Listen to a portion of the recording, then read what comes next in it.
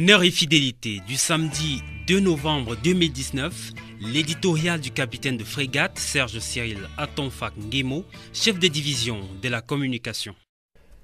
L'image que les médias dominants internationaux donnent de la guerre est celle du fracas des armes lors de bombardements plus ou moins massifs. L'image de batailles épiques avec d'énormes pertes d'un côté ou de l'autre, en plus de légitimer l'entrée en guerre d'un protagoniste ou le fait pour celui-ci de susciter une guerre par procuration, ces faits d'armes sont martelés à longueur de journée, toujours agrémentés de récits où le fantastique le dispute au fantasque et au sordide, toujours accompagnés d'analyses empiriques partisanes, dichotomiques et manichéennes.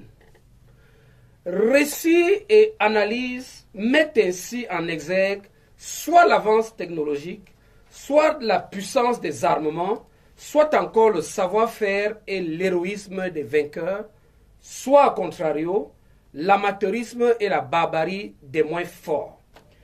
Il s'agit ici pour l'essentiel de diaboliser l'adversaire, surtout la victime, jusque dans ses moindres faits et gestes. Il s'agit de lui imputer des incidents létaux qui, même involontaires, ne seront jamais des dommages collatéraux, mais des crimes contre l'humanité. Et même, l'on ira jusqu'à lui prêter des intentions les plus machiavéliques, à l'instar des velléités d'épuration ethnique, lorsqu'il n'est pas fait allusion au génocide.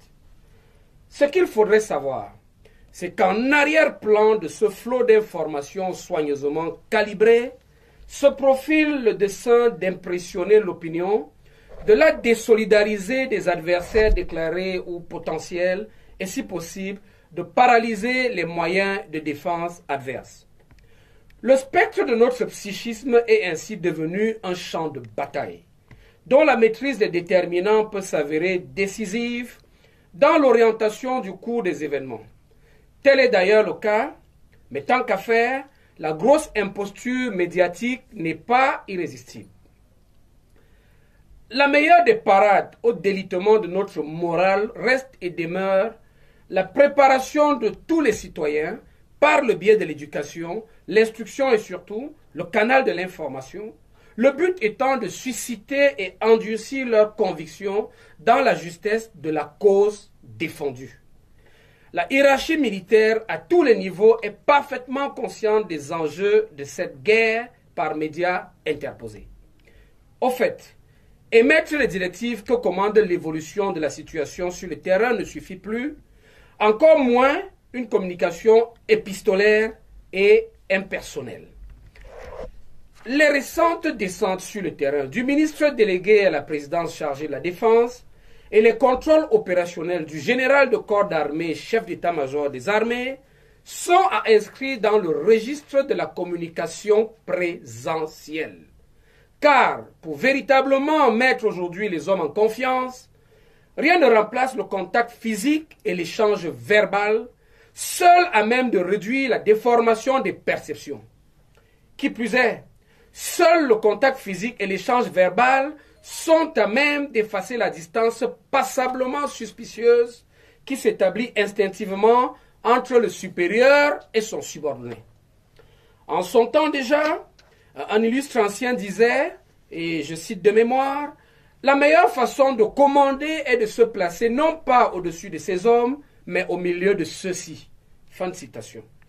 Les communicants du ministère de la Défense ont eux aussi pris la pleine mesure de la situation. Présents et actifs sur tous les supports disponibles, ces militaires et civils au patriotisme bien trempé ne cessent par ailleurs d'affiner leur connaissance de la guerre médiatique afin de vous apporter, chers auditeurs, la vérité et rien que la vérité sur les faits, les gestes et les intentions de l'armée camerounaise, républicaine, professionnelle et parfaitement humaine. Une armée camerounaise gardienne du territoire et des institutions, une armée camerounaise vaillante, une armée camerounaise creusée de l'unité nationale